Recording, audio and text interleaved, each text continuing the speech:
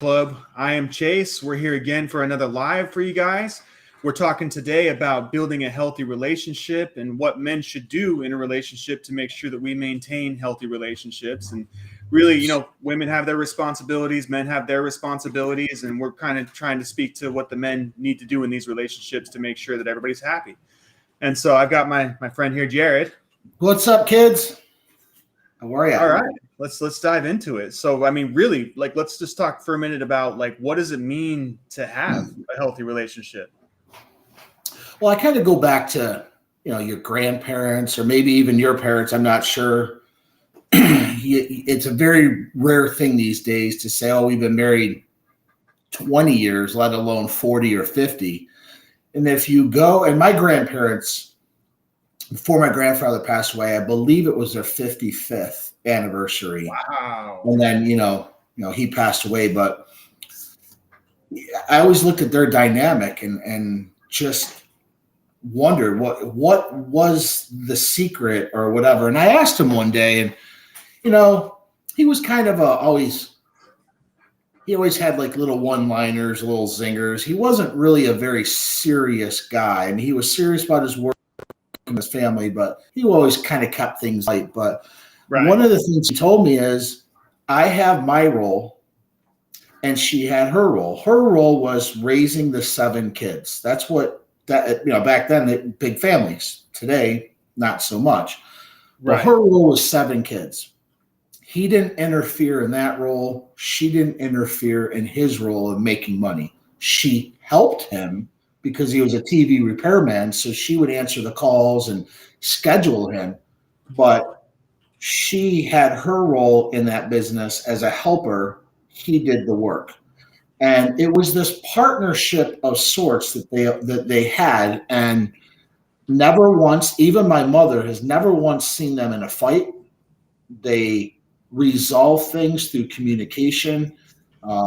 He was never this passive aggressive guy you see now. And yeah. They worked on it. There was an issue. They worked on it. And, oftentimes we're in a throwaway society where, if you don't feel the love anymore, you tend to throw everything else away. And one of his things says there was years where there wasn't love. We just work through it, and then love comes back. It's an emotion. It's a thing.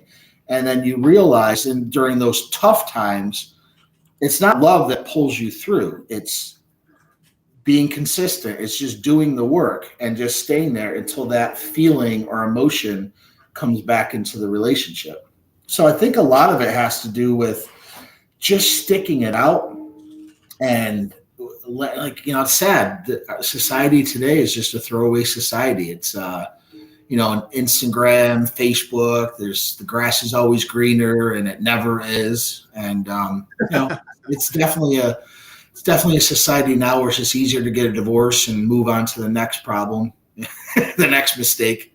Yeah, no, I totally get that for sure. Especially with older couples and stuff too. I'm sure everybody knows somebody in their life who they've seen that they've been together for 50 years and it seems like they have the perfect relationship. Then there's the others who they've been together for maybe just as much time and they yell at each other every single day. And I think you see both sides of that. But for me personally, in my relationship, me and my wife have been together for 18 years now. I think we just had our 18 years ago when we met for the first time. I'm only 33 years old. So obviously that's more than half my life that we've actually been together. Right. And for us, obviously there's been issues. There's been things in the past that we had to work through. We were kids when we got together. And so we had to grow up together. We had to figure it out together. And a lot of that, holding the frame was a big thing. And having those traditional values is something that really helped us out.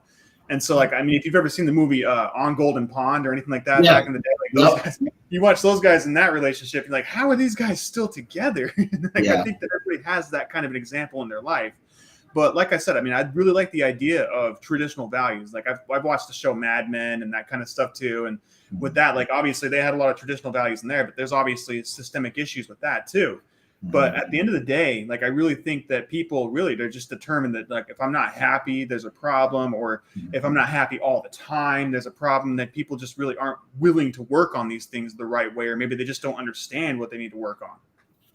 Yeah. And the biggest one, I always throw this word, is respect, especially for a woman to a man. If she does not respect him or loses respect, well, then love is gone. And then it's very hard to get that back. But he did things to make her lose respect.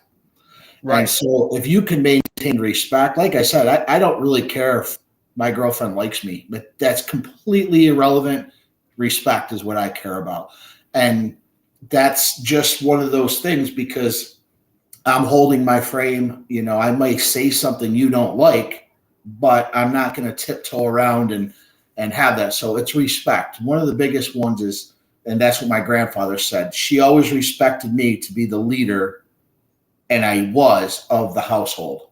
And she was actually the leader of the kids in that sense. You know, she was responsible for raising them. So they had the roles, and they never crossed that. They never said, oh, you're doing this wrong or you're doing that wrong.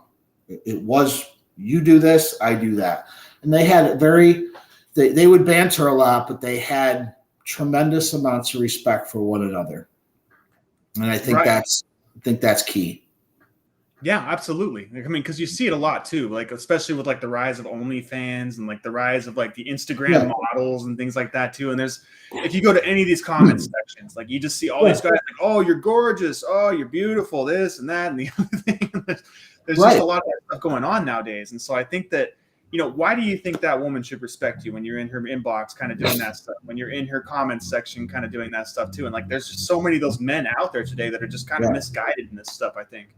Yeah, and they don't respect themselves, and it kind of leads into they don't really find themselves attractive. You know, if they're gonna go on these sex sites and pay $20 a month or whatever it is to have some girl pretend they like him, you know, that shows that he just doesn't really have any respect for himself.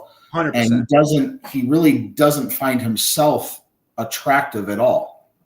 And I mean, is that really fulfilling for you? Like you're sitting here talking to this girl, you've paid her to talk to you, or you've paid her for her videos, or maybe you're on Pornhub or whatever, and you're paying them their monthly price, whatever it is. Mm-hmm. I mean, self-respect is lacking for sure. I think that's 100% one of those big things there. But at the same time, like, do you think she really respects you? And if you don't respect yourself, why should she respect you? Right. Yeah. She respects the money, you know, the money you're giving, and you're one of thousands. You know? Exactly. And that's, I think, something that a lot of people miss. Like, is this really making you happy? Is this the kind of behavior that you want to exhibit? And at the same time, is this really helping you move towards a better relationship in any way? And so I really think that those are really important points to kind of make, because with any relationship, obviously we talk a lot about communication. We talk a lot about boundaries. We talk a lot about consistency and things like that too. And those are cornerstones of any good relationship. Like whether you have a client relationship, whether you have a relationship at work with your coworkers, with your boss, whatever, whether you're having a relationship with a woman, those things don't really change, because those are cornerstones of a good relationship. Right. And just to piggyback on that lack of respect, because it even goes further in these simps that are even on Facebook and Instagram talk to girls they don't know, or if they did know them or saw them in Target, they'd run away. They don't even respect their time. They don't even respect their attention.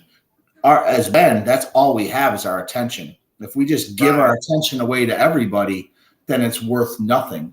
But if you can give your attention away and get it received back with a woman, then that's worth something. Your attention then has value. These men that just vomit out, oh my God, you're a goddess, I love you, I would marry you right now. Complete garbage on every level. I mean, does it ever really work out for you in those scenarios? Like, that's something you got to kind of ask yourself. Like, you've said this to this girl, that girl, and the other girl. Does it ever really work out for you? Why do you think that is? Yeah. And I think a lot of it comes down to like confidence and charisma and exhibiting those kind of traits too, because that's how you hold the frame. And that's kind of what women expect. If they don't feel secure with you, like they're never going to actually respect you. And they're also never going to see you as that provider. And that's a role that you need to embody in these relationships too. Yeah, absolutely. Yeah. So let's dive into this. So why do you think that mental attraction is important in a relationship? Well, just like everything else, you would hope, if we're speaking specifically for guys, mental attraction grows, physical attraction tends to fade. So you can be physically attractive to a woman, but that's only going to get you so far. How many really good looking guys have you met in your life that are really good maybe for one night stands, or they're really good for pickup, but there's nothing left to them. They can't hold a conversation. They don't have cool stories. They're not financially literate. They're probably not literate to begin with. They have crappy jobs. All of these things contribute to the mental side of how attractive you are, because beauty is one dimensional. What I find attractive in a woman, another guy might not. And same with a woman. A woman might find me attractive, but another woman might say he's not my type. So you have to develop a mental attraction, and really it starts with yourself. If you find yourself mentally attractive, and if you're doing the work, again, reading, working out, eating right, all of these things kind of signal to a woman that he finds himself attractive, not posting goddess or simping on social media. Because like I tell these guys, these girls that may have some kind of an attraction to you, first thing they're going to go is on your social media feeds and see what you heart and like. They're going to see what kind of person you are very quick. Right. And that kind of just proves to them, all right, again, attention. He just puts his attention out there and hopes to track them in. So all of these things. So mental attraction as you get older, again, we hope as men, we don't want to stay in the past and just keep reliving the glory days of high school. You want to create new stories, have new adventures. All of these things contribute to your mental clarity. You're able to provide perspective to a woman, different than what she brings in. So mental attraction is the key, is the cornerstone on the front end of a relationship, and going through the middle and the back end of a relationship. But front end, she might not find you physically that attractive, but women tend to not put so much of an emphasis on a man's looks. Yes, she doesn't want somebody that looks like, Shrek, but she wants to know, okay, can this guy hold a conversation? Is this guy put together? Does he, with what he has, is he making the most of it? Right. That's what women are going to go for. More of, what's this guy's heart? What's inside of him? And then that's what's going to make her fall in love with you. It's not just good looks, and right. A lot of guys got to realize that,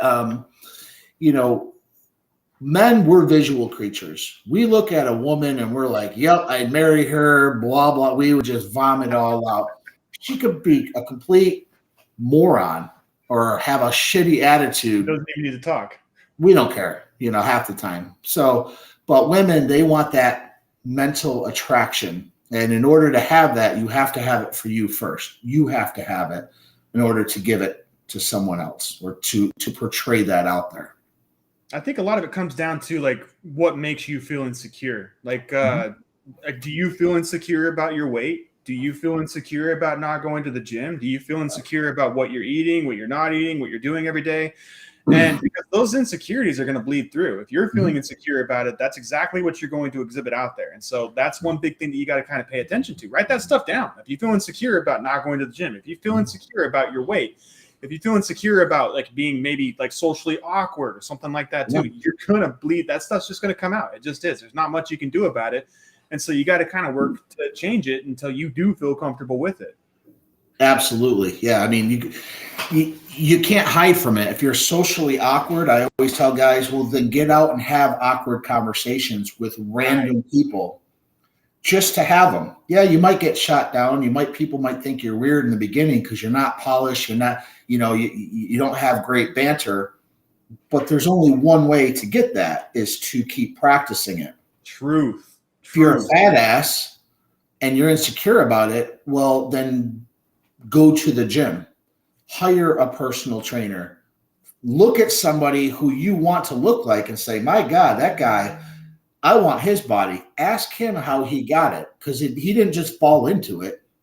So get in there and ask those questions and then do the work. It's nice to read a book. what we do, the self-help books, those are all great. But if you don't apply them, what the hell's good for the book? And why did you even get the book? Yes. So yeah, you have to do the work. It's great that you notice the gap. It's awesome that you notice that I'm insecure about this.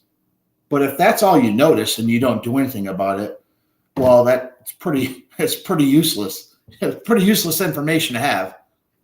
Right. Absolutely. 100%. So that's the biggest thing too, is like, yeah, reading a book is not being productive. That's the thing. You might feel productive in the moment, but it's really not being productive until you actually get out there and apply it. Like I remember like years ago, I used to be really socially awkward. And I wondered like, what can I do to not be so socially awkward? What can I do to try and be a more social person? Yeah. And I looked at a lot of other men in my life, and like they were really good with women. They were in the gym every day. They actually, they were really kind to other people. They took care of other people, and they were able to really set that frame. And so that's something that I got into here a little bit too. So like, what are some of the ways that you can show that you find yourself attractive? Like, what are some of the behaviors that you can exhibit that show that you find yourself attractive, that really get over those insecurities? Yeah, well, the biggest one, and I push this all the time, is physically fit, get in the gym, because it doesn't only transform your body outside. It teaches you patience. It teaches you discipline. Obviously, your eating habits have to go in line with that. Right. It teaches you a lot of things that will help you with your mental clarity, with becoming mentally attractive, because when you can actually see that transformation, maybe you're a little bit overweight and then you actually see that first ab coming out, or you see those cuts in the arm, it's a slow process. And so it does teach you that patience. Patience is a very big thing to have. You can't get anything overnight, And so having that, then it kind of morphs into yourself as creating that positive mental attitude. God, if I can go to the gym and lose 20 or 30 pounds, feel better about myself, I'm talking different, I'm looking at things different. Right. So having a positive mental attitude by just going to the gym, was going to help with that. And then if you have a shitty attitude and you have 6-pack abs, refocusing that, because that's another thing. A lot of guys, when I talk to them, they always are bitching about something, their job or this. I wish I had that. I wish I had this. And they're not speaking positive. They're also typically talking about other guys, bringing them down in order for them to feel or to lift themselves up. And that kind of just portrays that you have a shitty mental attitude. You don't really find yourself attractive, because you have to tear this guy down in order to make yourself feel better. Dressing well is another one. If you ever seen a guy who's he dresses like his 3-year-old, he dresses in just toddler clothes, and he's a grown-ass man, no belt on, his freaking underwear hanging out, these clowns that you see. Yeah. They don't find themselves attractive. They think they're stylish, but it portrays that they don't really care about their brand or their image. Right. All of these things. And then like you said it one time, you said a word, kind, being kind, not necessarily nice, but being kind to people. Right. All of these things contribute to what a woman would perceive, that you have a mental attraction to yourself. You find yourself attractive, and then you portray that out to the world, and things come to you. Like the channel's called Magnetic Men. It's part of that. Yes. It's pushing it out, pushing this positive mental attitude, pushing out the best physical body you have, obviously drinking your water, talking right, being kind to people. All of this stuff is different. Most people are the opposite. All of this portrays a positive mental attitude, and women, guys, business associates want to be around that. They want to be around that type of man. So that's a big thing too that I wanted to actually cover here too, was like the difference between being a nice guy and being kind. Mm-hmm. And so the big thing too is like nice guys, people who are nice, like they're really usually just being nice to try and get what they want. Like they're really just using manipulation tactics. And at the end of the day, being kind, like you can be kind without being nice. And being kind means like you're not here to put other people down. You're not here to tell other people necessarily what to do, but you are here to enforce your boundaries, and you are here to enforce what you believe. Mm-hmm. And so that's one big thing, is like doing that in a kind way without being nice. Because like I said, nice, that's really when you're starting to get borderline into that manipulation stuff. Right. Yeah. And like I always say, nice,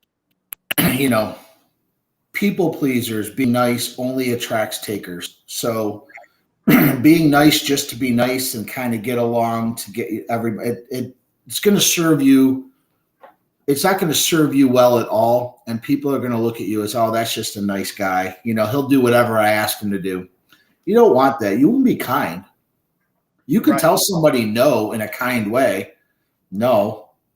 You don't have to explain yourself. That's the most kind thing you want to do to self-preserve yourself. If somebody wants you to do something and you can't do it, you don't have the resource to do it, you don't have the time to do it, you just don't want to do it, how hard is it to say no? Don't explain yourself.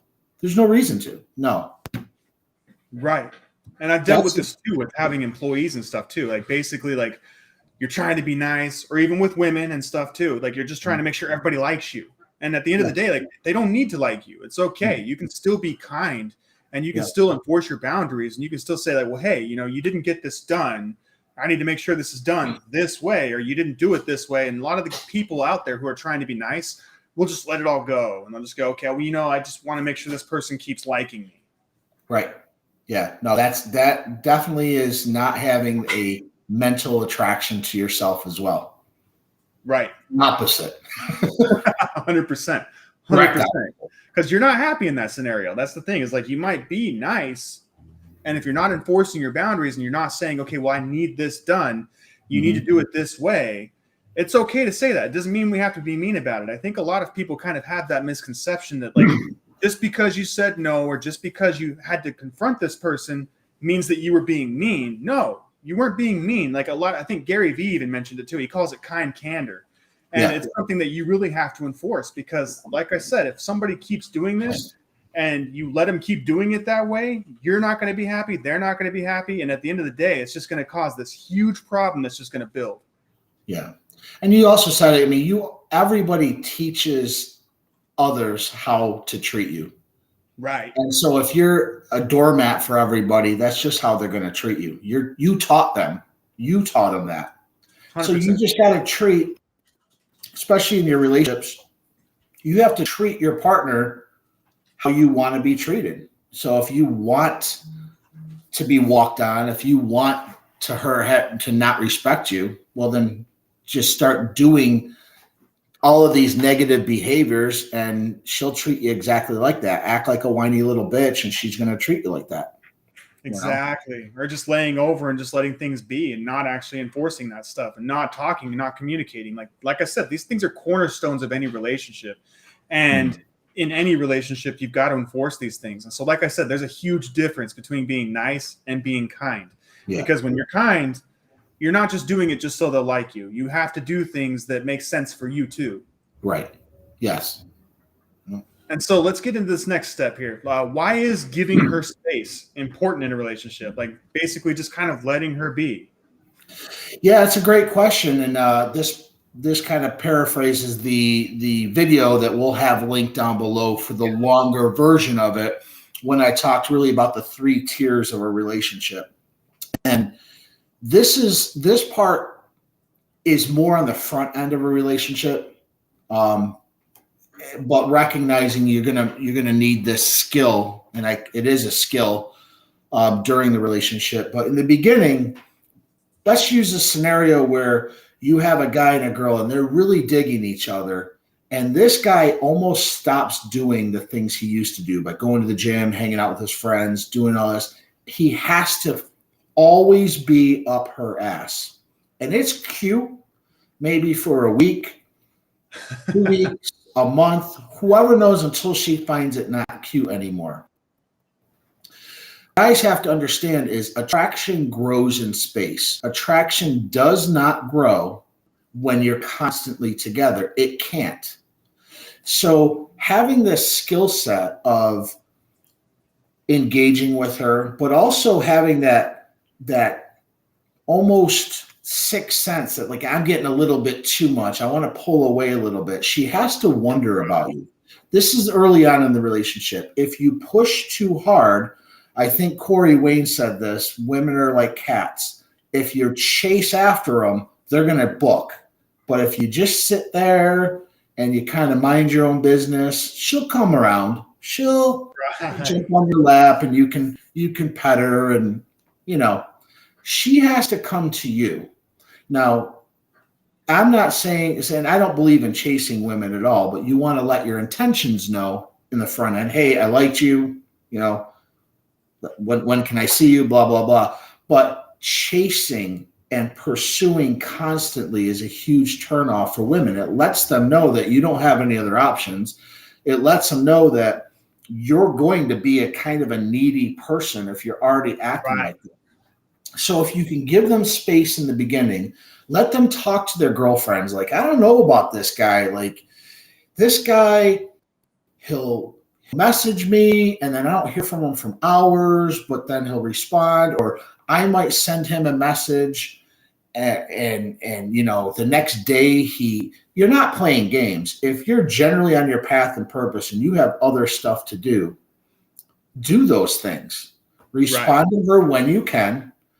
Give her attention. Don't ghost her, but give her attention, but don't overly give her attention. Again, the only thing a guy has is his attention. So if you're over investing too much, too fast, back of her mind's like, I already got this guy. This is going to be boring, and she's going to bail. Right. You have to make her wonder about you. Have a little mystery. Don't vomit out your entire life story. I can't tell you how many girls have told me their first date, these guys would just give them the worst. Like, oh my God, how their wife did this, or their past girlfriends. And guys, if you're doing that, women already know that's like you're trying to get sympathy sex. That's what they're thinking. Like, how did this guy have this much bad luck? So don't vomit out all of your past probably lies, but don't vomit it out. Let it kind of build up. Let it just build up. We did a video a long time ago about a cake, you can't just rush a cake. You have the ingredients, you have a certain amount of temperature you got to put in. You can't keep opening up the door. This is what guys do. Keep opening the door. They're like, oh, to make her fall in love with me, I'll just turn it up. The directions say 350. I'll do 500. It doesn't work that way. So it's gonna harden up. Yeah, that's the thing. It's not going to be soft. It's not going to be good. It's not going to taste that good. Yeah, if you want the perfect cake, you have to follow the instructions and you can't put salt when it says sugar because you didn't have any. So there's a certain thing you can do. And in that video, I kind of just itemized it out. These are the things that you should do. And it sounds like it's this laundry list. A lot of it's common sense. Clearly, common sense seems to not be around lately. But if you treat your relationships like a business, you're going to get better results. If you just willy-nilly it and like, I'll just text her 20 times in a row. I'll give her this. She's going to run. She's going to be like, this is like every other guy I've met. And you don't want to be every other guy. You want to be different. Well, that's the big thing, too, is I think like at least 85% of guys out there today, too, especially in today's society with the way things are gone, it's just, that's the thing. It's like most of these guys out there, like they're just betas. They're just simps. They're just out there really thinking that if I just do this, she'll like me. If I just tell her she's pretty, if I tell her she's gorgeous, if I tell her this and that. Yeah. And then that's the thing, too, is these guys will get on dating apps like early on when they're trying to look for a relationship and like one girl will message them. Or they'll message every single girl on the app or something like that. And they'll get some messages back. Maybe some of these girls are going to give them the time of day, but then they're on top of it. As soon as she sends a message back, they're message. They'll even send like 2, 3, 4, 5 messages. Yeah. She doesn't answer for an hour. They'll send 2 or 3 more. She doesn't answer for 2 hours. They'll send 2 or 3 more. Like, what did I do? What did I say? And it's just like, you gotta take it slow, man. It's just like making that cake, right? And so that's one of the big things, especially too, when she actually does give you the time of day and decides to go on a date with you, you need to choose the place. You need to pick her up. You need to choose the time. You need to make sure you're setting the frame and don't let her kind of interject in that, right? This is what we're doing. This is where we're going. Don't you worry. I've got it covered. Yep. And so that's one of the big things, like I said, for setting the frame and making her feel secure in the relationship. And so it happens at every phase. It happens before you meet her, when you're first messaging her. It happens when you're dating. It even happens when you're married and stuff too. When you stop going to the gym, when you stop going fishing, when you stop doing all the hobbies and stuff that you used to enjoy. Yeah. She doesn't want you around the house all the time. And that's a big, really important thing to understand nowadays too, is like a lot of people are working from home now. A lot of us aren't really going to the office anymore. A lot of us really aren't going and doing those industrialized jobs anymore. And so we're just home more. And so it's never been more important that you just kind of get out there and go do the things you like. Still go hang out with your friends and really make those dates. Set it up with your friends, set it up with your girlfriend, set it up with your wife. And you guys have that time together, but you need time for yourself. You need time where you're going to go for a hike. You need time when you're going to go to the gym. You need time when you're going to go do your hobbies. And so it's really important not to let those things go at every single phase in the relationship. And don't just be right on top of it every single time she messages you. Don't just be right there to answer like a little puppy dog, right? And so that's the big thing that you really need to understand, is that like she doesn't like that. And she's never going to like that. A lot of guys, I think, have that misconception today. And so that kind of really, I think, gives me a segue into this next point. So why is emotional self-control so important in a relationship? Well, again, speaking, specifically on the men's side, men just should not emote. They should not project out their feelings, especially to their girlfriend or their wife. They save that for your buddies, having a couple drinks. If you got a problem, save it. But men who are overly emotional, who don't have control, you've seen the type of man who flies off the handle at his girlfriend because she picked up the wrong thing or whatever. She bought this kind of deodorant when it's supposed to be, something stupid. And he flies off the handle like a little girl. He's portraying feminine energy. He's wildly sporadic, wildly emotional. So what does she have to do? She has to go into her masculine for two reasons. She has to protect herself. She has to get her sympathetic nervous system's just kicked in, like fight or flight. She has to go into her masculine, which means at that particular time, she doesn't feel safe around this guy, number one. Like, I bought you the wrong deodorant. I'm just using an example, and you're acting like a moron. Where are you going? When are you coming back? Overly bearing to her. That's also a feminine trait. Right. So you have this yin and yang, night and day. If you go into your feminine, which means you're overly emotional, she has to go into her masculine. You can't, polar opposites. So what happens is a lot of time, again, front part of the relationship going into the middle, if you're doing all of these things, giving her space, having this emotional center about you, women are the emotional creatures, not men.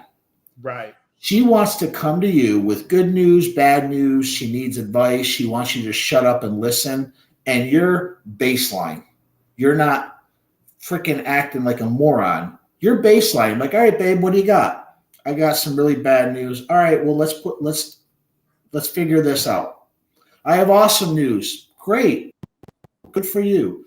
Maintain a steady baseline, because then she feels safe coming to you. You're not going to bite her head off for doing something wrong or making you dinner and she burned it by accident or some crap like that. So men have got to check their emotional control. They have to. And this is what screws it up for most men in relationships.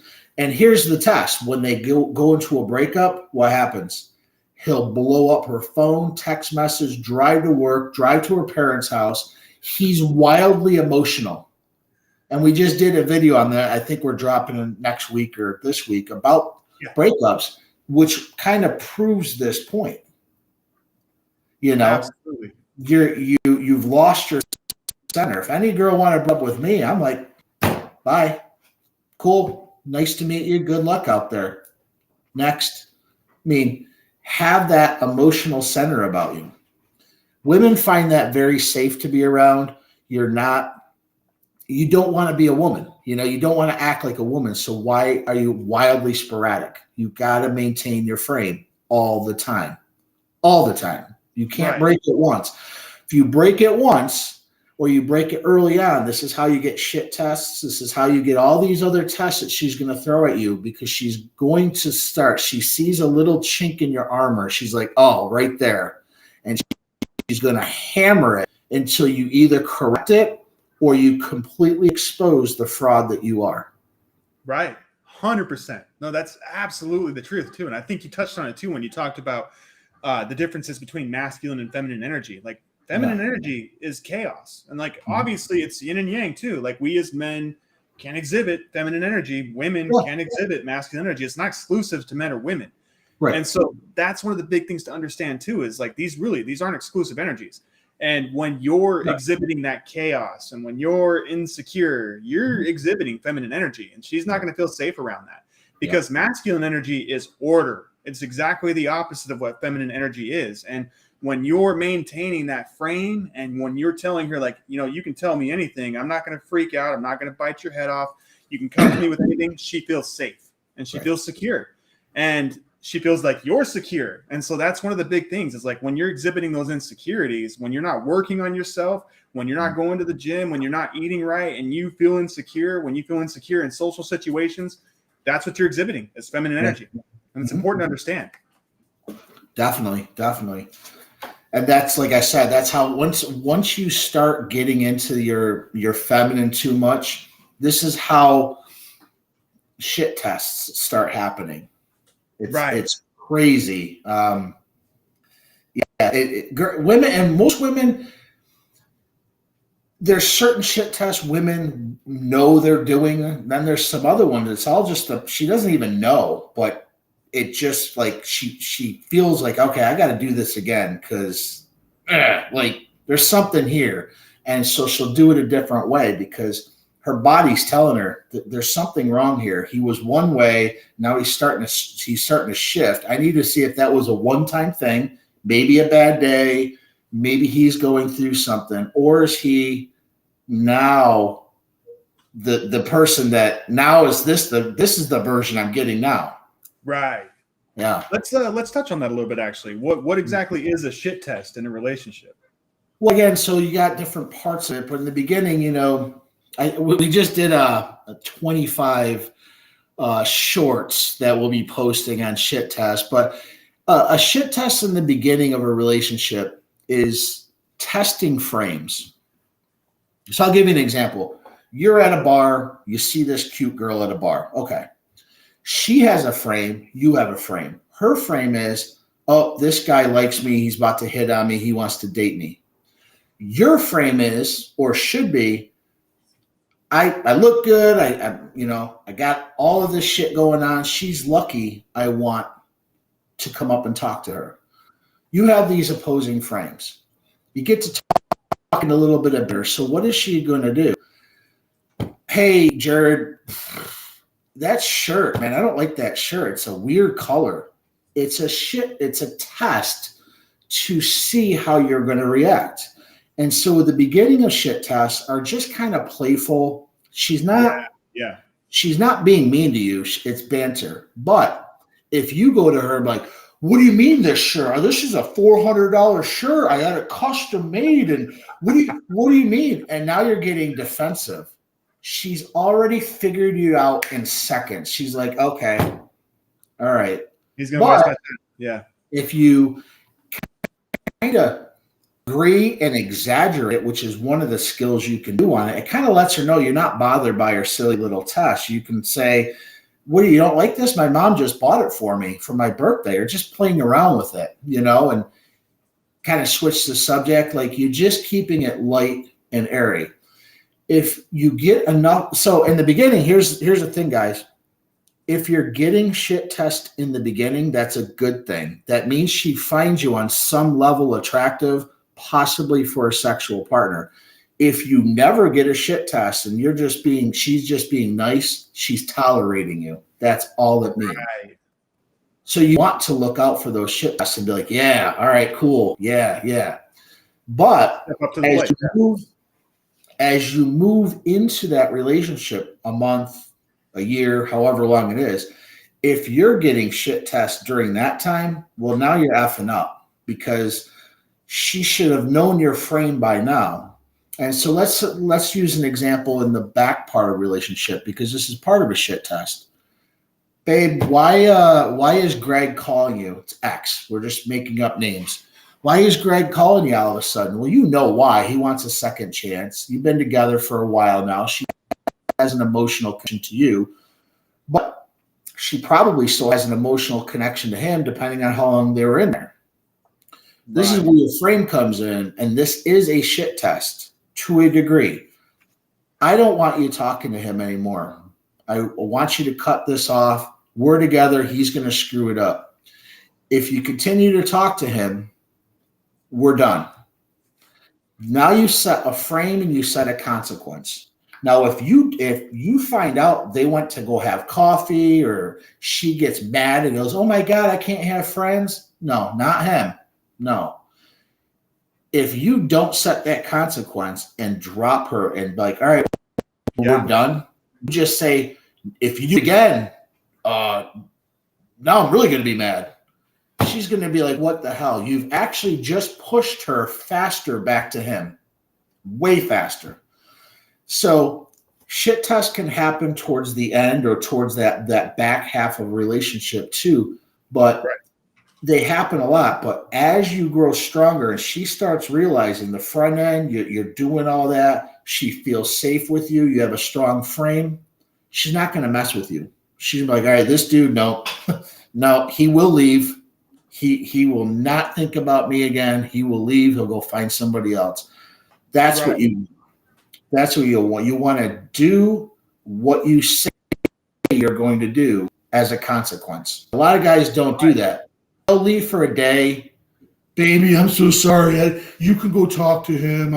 It's just coffee. I understand. No, that's weak behavior. That is, you have one-itis. You have this idea like she's the one. No, she's testing you, and you just failed your own test by going back. Actually, I think that even comes back to one of the key points that you covered in the video. We'll link it below. We just put out a video a week ago on this. And one of the key points is that you have to remain consistent. And if you're inconsistent, she's going to keep testing you. Testing you. So that's the biggest thing too, is like, she doesn't know what she can get away with, and she's trying to test the waters to see what she can get away with. Yeah. And so if you're consistent, if you say, okay, well, this is my boundary, you're not going to go see him again. And if you do, we're done. And then you stick to that. She starts to know you're a consistent person, and that if she does go back and see him again, you're done. If you find out about it, you're done. That's just what it is. And so she's going to respect you that much more because of it too. And so that's one of the big things, is remaining consistent. So like, why would you say that consistency is so important to a relationship? Well, it's one of the biggest things men lack these days. You know, they say they're going to do one thing and then they do something else. I'm going to be the CEO. I'm going to do this. I'm going to do that. And they don't do anything. They're not consistent in their talk. They're not consistent in their actions. And so when a woman finds a guy who says, I'm going to start this company, and does, or I'm going to call you by 9, 10 o'clock at night, whatever it is, sometimes consistency is boring, but it's that repetitive. Okay, he does these things. He goes to the gym at 7 at night. He eats during this time. That might all sound boring, and you don't want to be too structured about the times you eat. What I'm saying is, that actually builds trust in the relationship. Like, I know where he is at 7. Oh, no, I saw him at the bar. No, he's at the gym. It's expectations. Yeah, you're setting that frame. Like, here's my life. Here's what I do. Do you want to come in? It's pretty cool here. You know, I got time for you and all this. But you're very consistent and structured in a way that you're not going to enter into hers. She got to come into your life. You're not going into hers. So having that, and she'll want to come in. It's not like she has to. She'll want to. She's like, I want to be a part of this. This is an amazing train because he's doing shit. He's not just talking shit. He's doing stuff. And so if you can maintain that trust by consistently just doing the things that you say you're doing and executing on them, it's very sexy to women because it's just not done these days. It's one of the biggest things when guys come to me. We work on consistency. Like, you can't just say you're going to do something. So when I have coaching clients, we maybe have a breakthrough session and talk about something, but then we create action to solidify it. So we're instilling consistency of like, okay, you said you want to lose weight. Great. You realize health for your kids, blah, blah, blah. Let's set a goal. And we set small goals, but it creates consistency. We want you to go to the gym. We'll do a bronze goal or something. We want you to go to the gym for 20 minutes 2 times a week. Well, if they've never been to the gym in years, that's a lot.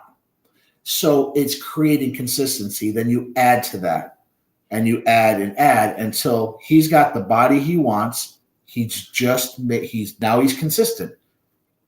So that's one of the biggest things we do with our coaching program. It is consistency in the back end. Whatever we're reinforcing, you have to be consistent about it. Social anxiety disorders, dating, it's all about consistency. Right. Till you get good at it. 100%. Yes. So that's one of the big things too, I think, with masculine energy is setting rules. Like, because setting rules is all part of masculine energy. Like I think Richard Cooper talked in the Unplugged Alpha a bit about like how women set rules for betas, they break rules for alphas. They do. So like something that you've got to understand is that setting rules and maintaining rules and being consistent with that, and like setting goals and things like that too. That's all part of masculine energy, because women typically don't do that stuff. And if they are doing it, they're usually having to step into their masculine energy because you're being a beta. Right. Yep. And also think about it, if your woman, let's say she's an attorney or, she's got a pretty high stress job, whatever it is, for the most part, she's working around men. So she has to be in her masculine during work. Do you think she wants to be in her masculine at home? No, she wants to come home and be the woman. She wants to come home and just, and if you don't have that strong masculine presence, which comes with the strong frame, which comes with being consistent, she knows she's safe when she comes home. So she doesn't have to put on this facade with you, and so a lot of times women have to go from that place, whatever that job is, all around men, competing with men. And now she's got to compete with her husband or boyfriend at home because he's more of a bitch than she is. And they're like, what? It'll never work out. So maintaining that strong frame, women actually love that. They melt with that. If a guy can truly have a strong frame and mean it. Right. 100%. That's huge. That's a really important point too. Cause like, that's the big thing too, is like, whether she's a lawyer or not, whether she's in business or not, that when she's at work, she probably is largely stepping into her masculine. Yep. And when she has to come home, she's going to be feminine. She doesn't want to compete with you too. And so I think those are really, really critical points to understand too. Yeah. And that's all part of masculine energy too, is like setting the frame. She doesn't want to come home and set the frame and say like, well, hey, you were on your ass all day playing video games. You didn't do the laundry like I asked you to. And it's like that she just comes home and it's all these little things. Now she's setting the rules. Now she's holding the frame. And now she's yelling at him. And so she's only going to tolerate that for so long. That's one of the big things to understand too, is like that relationship is absolutely doomed. There's no way that it can continue on that way. Yeah, so that's where her hypergamous nature kicks in. That's where another one, hypergamy, starts coming in. And, so being a man is very hard. Being a man is okay, I got to do this. I got to do that. Blah, blah. It takes time. I get it. But these are things that we have to do. We have to perform every single day. We have to perform in our relationships, in our business, in everything. You have the burden of performance and typically don't have the burden of performance. So when they do have to have it at work, they don't want to have it at home. They don't want to be in charge. The only ones that want to be in charge, they have to be in charge because nothing gets done. They don't want that. Yep. It's just the way we evolved as humans. Like, it's just the way things happen. Like, what do you think happened in a tribe 10,000 years ago when the man didn't step up, when the man didn't go out and go hunt, if he didn't get any food, man, like your family's going to starve. Right. If you're not there to protect the tribe, some other tribe's going to come in and take over, and women have to cater to that tribe now. So women were never responsible for that stuff back in the day.